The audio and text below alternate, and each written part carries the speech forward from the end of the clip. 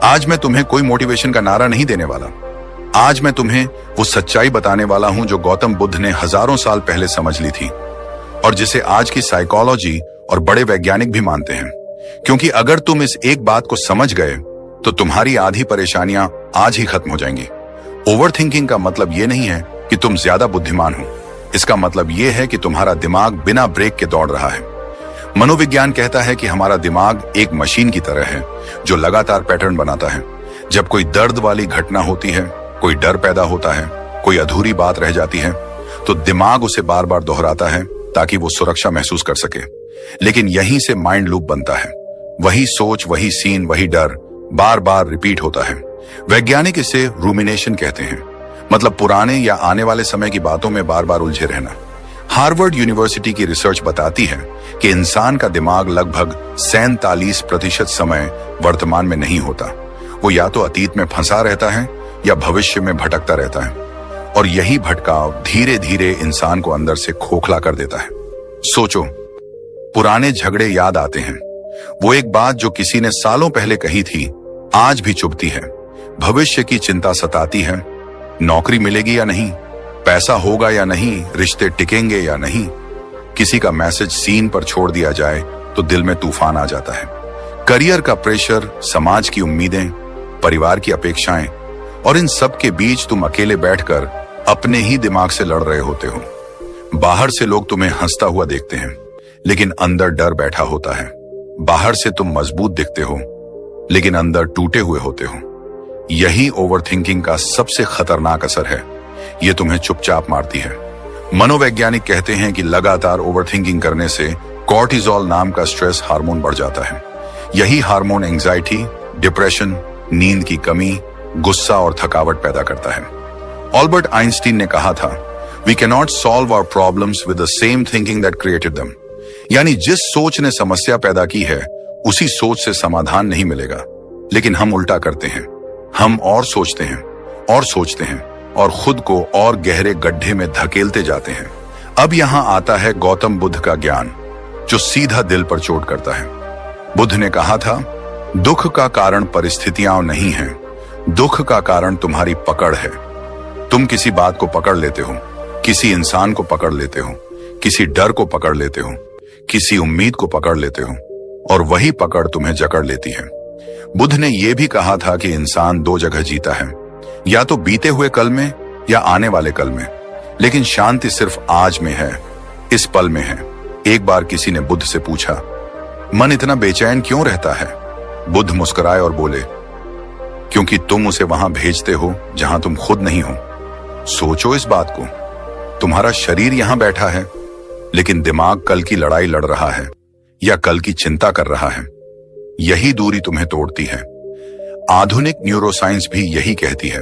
जब तुम वर्तमान में होते हो, अपनी सांस पर ध्यान देते हो, अपने शरीर को महसूस करते हो, अपने आसपास की आवाजों को सुनते हो, तब दिमाग का वो हिस्सा एक्टिव होता है जो शांति और स्थिरता से जुड़ा होता है। इसे वैज्ञानिक प्रीफ्रंटल कॉर्टेक्स एक्टिवेशन कहते हैं। यही हिस्सा तुम्हें शांत, फोकस्ड और संतुलित बनाता है। यानी बुद्ध का माइंडफुलनेस आज साइंस बन चुका है। लेकिन सच्चाई ये है, हम शांति नहीं चाहते, हम कंट्रोल चाहते हैं। हम चाहते हैं कि सब कुछ हमारे हिसाब से हो, लोग हमारे मुताबिक चलें, हालात हमारे मुताबिक हों, भविष्य हमारी प्लानिंग के मुताबिक हो। और जब ऐसा नहीं होता तो दिमाग पागल हो जाता है। बुद्ध ने कहा था, जो बदल सकता है उसके लिए प्रयास करो, जो नहीं बदल सकता उसे स्वीकार करो। लेकिन हम उल्टा करते हैं।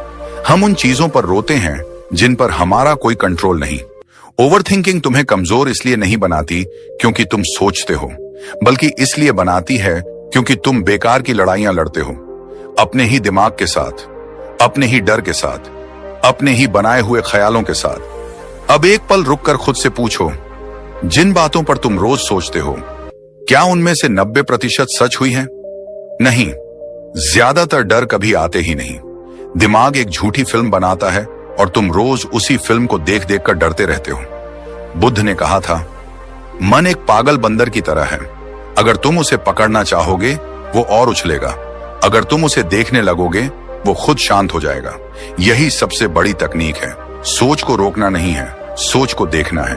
जैसे कोई नदी बह रही हो, तुम किनारे खड़े होकर उसे देखो, उसमें कूदो मत। जब नेगेटिव ख्याल आए बस इतना कहो, अच्छा ये भी एक ख्याल है। लड़ो मत, दबाओ मत, भागो मत, सिर्फ देखो। धीरे धीरे दिमाग को समझ आ जाता है कि उसे ड्रामा करने की जरूरत नहीं है। सुबह उठते ही फोन मत उठाओ, क्योंकि जैसे ही तुम दुनिया का शोर अपने दिमाग में डालते हो, ओवरथिंकिंग का बीज पड़ जाता है। सुबह 5 मिनट अपनी सांस पर ध्यान दो। रात को सोने से पहले अपने दिन को जज मत करो। बस ये कहो, जो हुआ हो गया, अब शरीर को आराम चाहिए। ये छोटी छोटी आदतें दिमाग को दोबारा ट्रेन करती हैं, और जब तुम ये करने लगते हो, तब एक दिन अचानक तुम्हें एहसास होता है, दिमाग शांत है, सांस गहरी है, दिल हल्का है। तुम बिना वजह मुस्कुरा रहे हो, नींद गहरी हो गई है, रिश्तों में चिपकापन कम हो गया है, तुम लोगों से उम्मीद कम और खुद से प्यार ज्यादा करने लगे हो। यही असली आजादी है। और यहीं से शुरू होता है असली मोड़। अब तक तुम समझ चुके हो कि ओवर थिंकिंग सिर्फ एक आदत नहीं है, ये एक मानसिक जाल है जिसमें इंसान खुद ही फंसता चला जाता है। लेकिन गौतम बुद्ध ने जिस गहराई से इस समस्या की जड़ पकड़ी थी, उसे समझ लोगे तो तुम्हें पहली बार एहसास होगा कि असली दुश्मन सोच नहीं है, असली दुश्मन है पकड़। बुद्ध कहते थे कि दुख का जन्म तब होता है जब हम किसी चीज को जरूरत से ज्यादा पकड़ लेते हैं।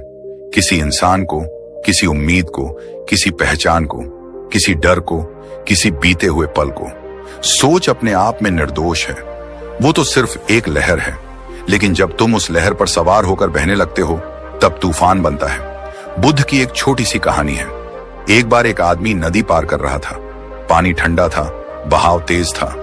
उसने एक लकड़ी का टुकड़ा पकड़ लिया और बड़ी मुश्किल से किनारे तक पहुंचा। किनारे पहुंचने के बाद भी उसने उस लकड़ी को नहीं छोड़ा। वो उसे सिर पर उठाकर आगे चलने लगा। लोग हंसने लगे। बुद्ध ने कहा, यही तुम्हारी हालत है। जिसने तुम्हें बचाया, अगर तुम उसे छोड़ना नहीं सीखोगे, वही बोझ बन जाएगा। यही बात ओवरथिंकिंग पर लागू होती है। कभी जो सोच तुम्हें बचाने के लिए बनी थी, आज वही सोच तुम्हें डुबो रही है। मनोविज्ञान भी यही कहता है। वैज्ञानिक इसे अटैचमेंट टू थॉट कहते हैं। जब तुम किसी ख्याल को सच मान लेते हो, अपनी पहचान बना लेते हो, तब वो ख्याल तुम्हें कंट्रोल करने लगता है। न्यूरोसाइंटिस्ट डॉक्टर विक्टर फ्रैंकल ने कहा था कि इंसान के पास एक आखिरी आजादी हमेशा होती है, अपनी प्रतिक्रिया चुनने की आजादी। लेकिन ओवरथिंकिंग तुम्हारी ये आजादी छीन लेती है। तुम हालात पर नहीं, अपने विचारों पर गुलाम बन जाते हो। बुद्ध ने सबसे बड़ा वार इस बात पर किया कि इंसान पास्ट और फ्यूचर के बीच पिस रहा है। बीता हुआ कल खत्म हो चुका है, लेकिन तुम उसे रोज जिंदा करते हो। आने वाला कल अभी आया नहीं, लेकिन तुम उसे रोज डर के साथ जीते हो। और जो सच में मौजूद है, ये पल, ये सांस, ये शरीर, इसे तुम नजरअंदाज कर देते हो। बुद्ध कहते थे, जो वर्तमान में जीना सीख गया, उसने दुख का दरवाजा बंद कर दिया। आज साइंस इसे प्रेजेंट मोमेंट अवेयरनेस कहती है। रिसर्च बताती है कि जब इंसान वर्तमान में होता है, तब दिमाग का डर पैदा करने वाला हिस्सा शांत हो जाता है और शांति से जुड़ा हिस्सा एक्टिव हो जाता है। यानी बुद्ध का ज्ञान हजारों साल बाद लैब में साबित हो चुका है। अब एक कड़वी सच्चाई सुनो, जिन डर से तुम रोज लड़ते हो, उनमें से 90% कभी सच नहीं होते। तुम्हारा दिमाग एक झूठी फिल्म बनाता है। उसमें तुम हारते हो, लोग तुम्हें छोड़ देते हैं, तुम फेल हो जाते हो, सब खत्म हो जाता है, और तुम रोज उस फिल्म को देखकर डरते रहते हो।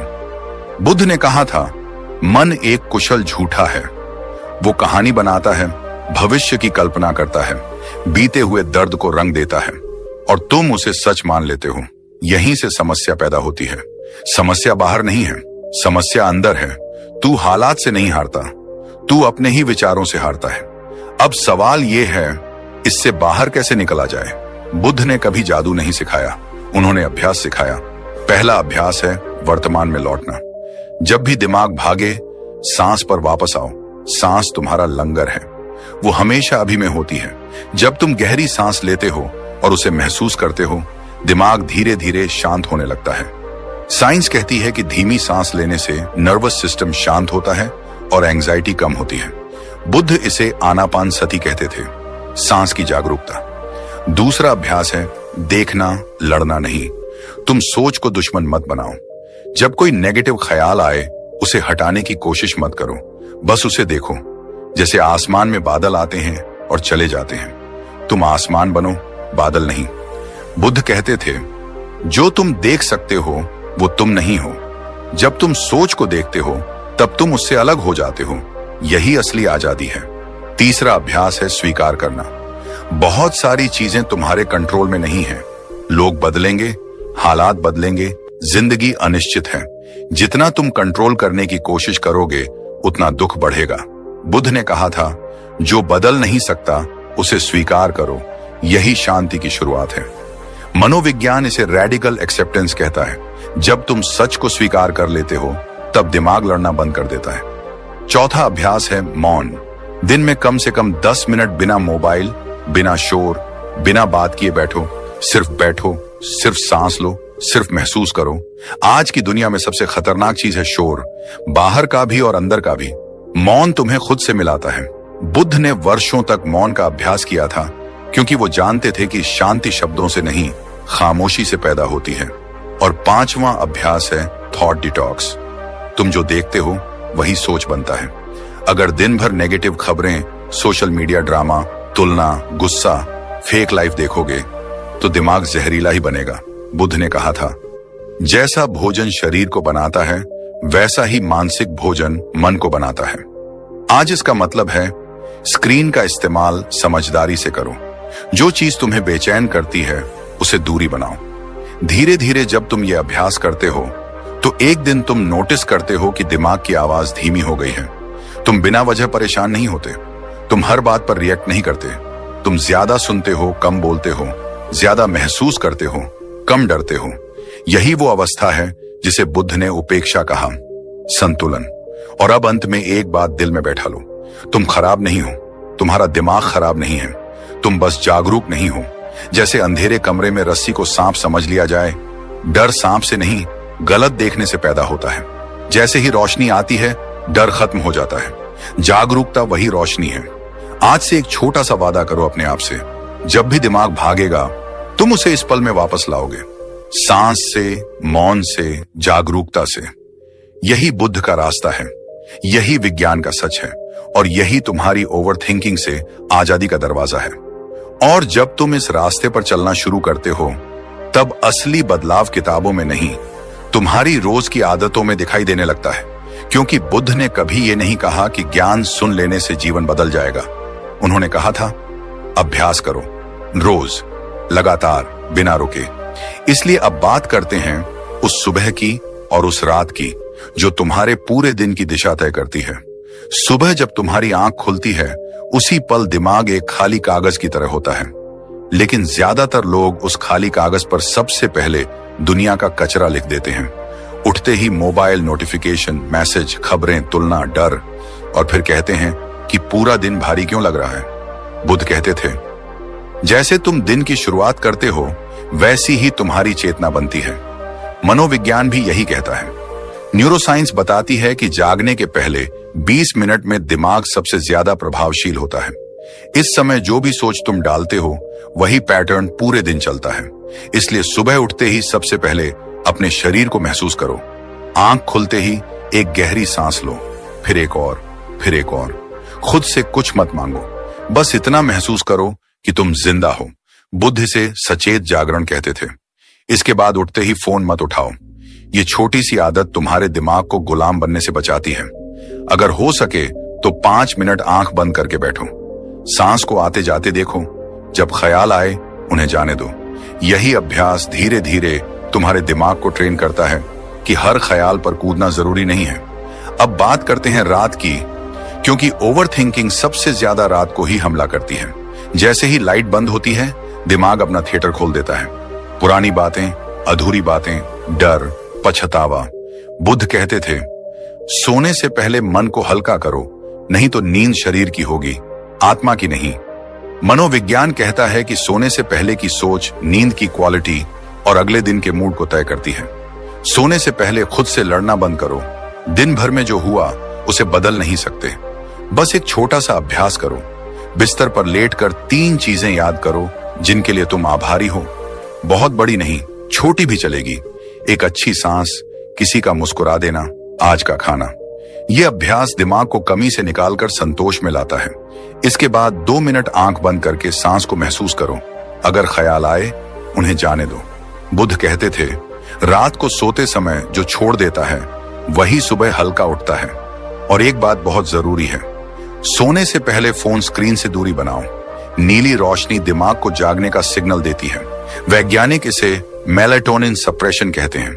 यही वजह है कि फोन देखने के बाद नींद नहीं आती। बुद्ध के समय फोन नहीं थे, लेकिन उन्होंने ये जरूर कहा था कि सोने से पहले इंद्रियों को शांत करो। आज के जमाने में इसका मतलब है स्क्रीन कम, शांति ज्यादा।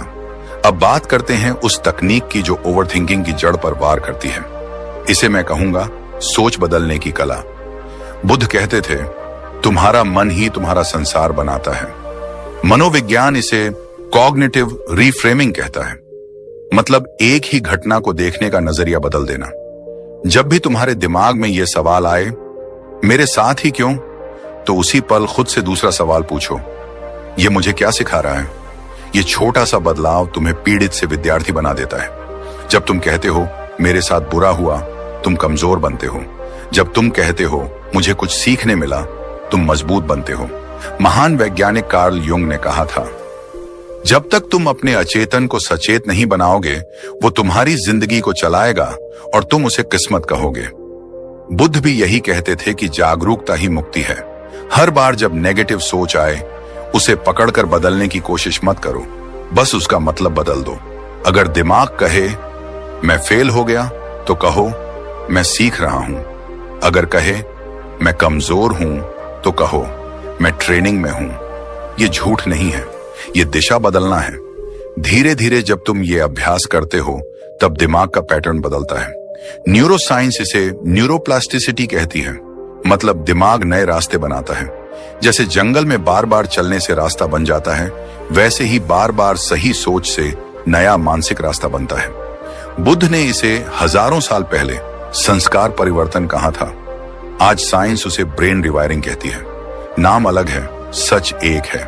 और फिर एक दिन ऐसा आता है जब तुम अचानक महसूस करते हो कि अंदर का शोर कम हो गया है। वही दुनिया है, वही लोग हैं, वही समस्याएं हैं, लेकिन तुम बदल चुके हो। अब छोटी बातों पर दिल नहीं दुखता, हर बात पर गुस्सा नहीं आता, हर डर पर नींद नहीं उड़ती।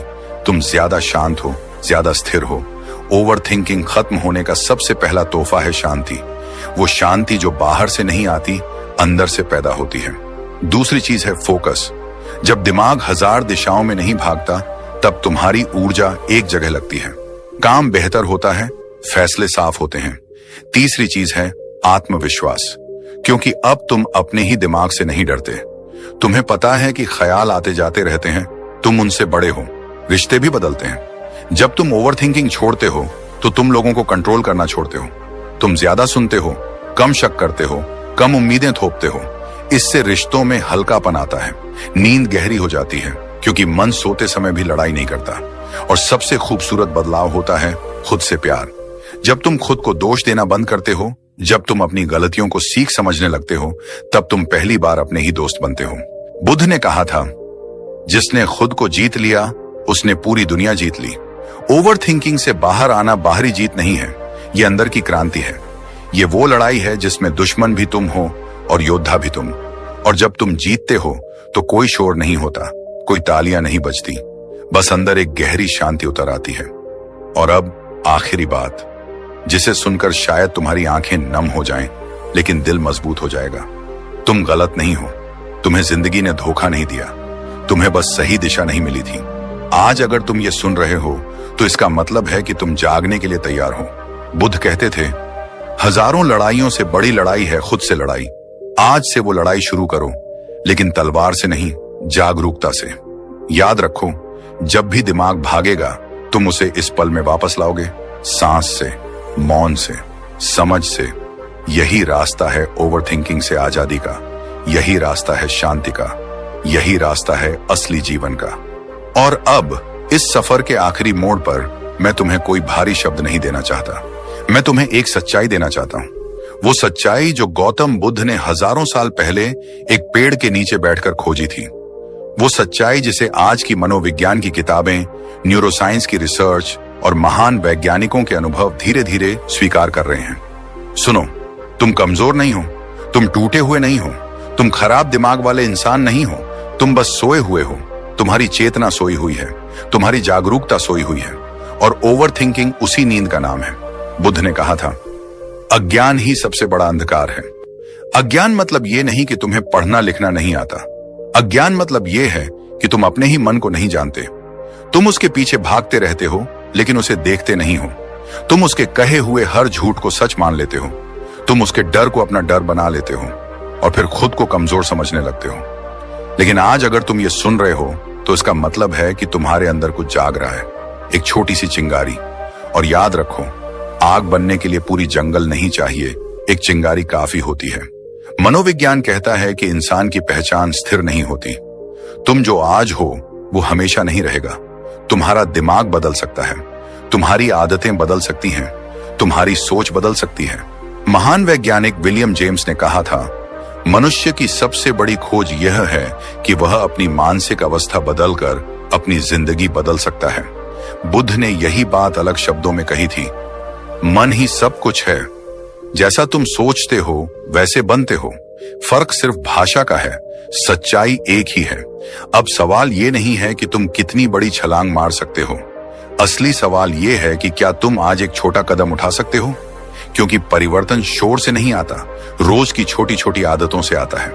आज अगर तुम सिर्फ एक गहरी सांस लेकर अपने दिमाग को शांत करना सीख लो, तो ये छोटा कदम कल तुम्हारी पूरी जिंदगी की दिशा बदल सकता है।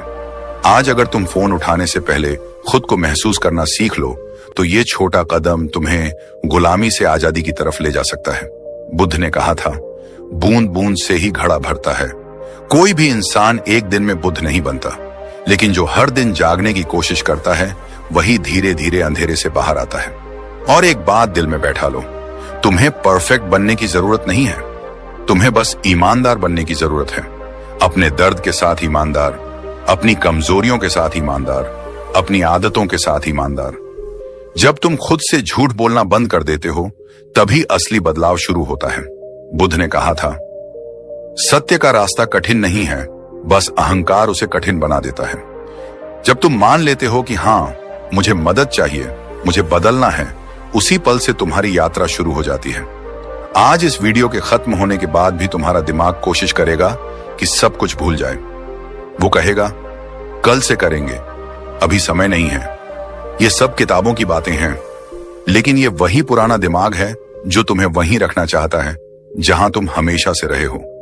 अगर तुम सच में कुछ बदलना चाहते हो तो आज ही एक छोटा सा काम करो। अभी इसी पल एक गहरी सांस लो, आंख बंद करो और खुद से कहो, मैं जागने का फैसला करता हूं। ये कोई जादू नहीं है, ये एक घोषणा है, खुद के सामने खुद से किया हुआ वादा। बुद्ध कहते थे, तुम अपने उद्धारकर्ता खुद हो। कोई तुम्हें आकर बचाने नहीं वाला, कोई तुम्हारे दिमाग को आकर शांत नहीं करेगा। ये काम तुम्हें खुद करना है, लेकिन इसका मतलब ये नहीं कि तुम अकेले हो। इंसान अकेला तब होता है जब उसे लगता है कि उसका दर्द कोई नहीं समझता। और यही वजह है कि ये चैनल सिर्फ वीडियो नहीं है, ये एक सफर है। उन लोगों का सफर जो कमजोर नहीं बनना चाहते, जो अपने दिमाग के गुलाम नहीं रहना चाहते, जो रोज थोड़ा थोड़ा मजबूत बनना चाहते हैं। जब तुम इस चैनल को सब्सक्राइब करते हो तो तुम किसी इंसान को सपोर्ट नहीं कर रहे, तुम खुद को सपोर्ट कर रहे हो। तुम अपने भविष्य में निवेश कर रहे हो, तुम अपने दिमाग की सफाई में निवेश कर रहे हो, तुम उस इंसान में निवेश कर रहे हो जो तुम बन सकते हो। बुद्ध ने कहा था, संगति इंसान को बनाती है। अगर तुम रोज ऐसा कंटेंट देखते हो जो तुम्हें जगाता है, जो तुम्हें सोचने पर मजबूर करता है, जो तुम्हें बेहतर बनने की प्रेरणा देता है, तो धीरे धीरे वही तुम्हारी पहचान बन जाती है। और अब इस आखिरी पल में मैं तुम्हें एक बात याद दिलाना चाहता हूं, तुम कमजोर नहीं हो, तुम हारने के लिए पैदा नहीं हुए हो, तुम डर में जीने के लिए नहीं बने हो। तुम्हारे अंदर वो ताकत है जो पहाड़ हिला सकती है, बस तुम्हें उसे जगाना है। धन्यवाद।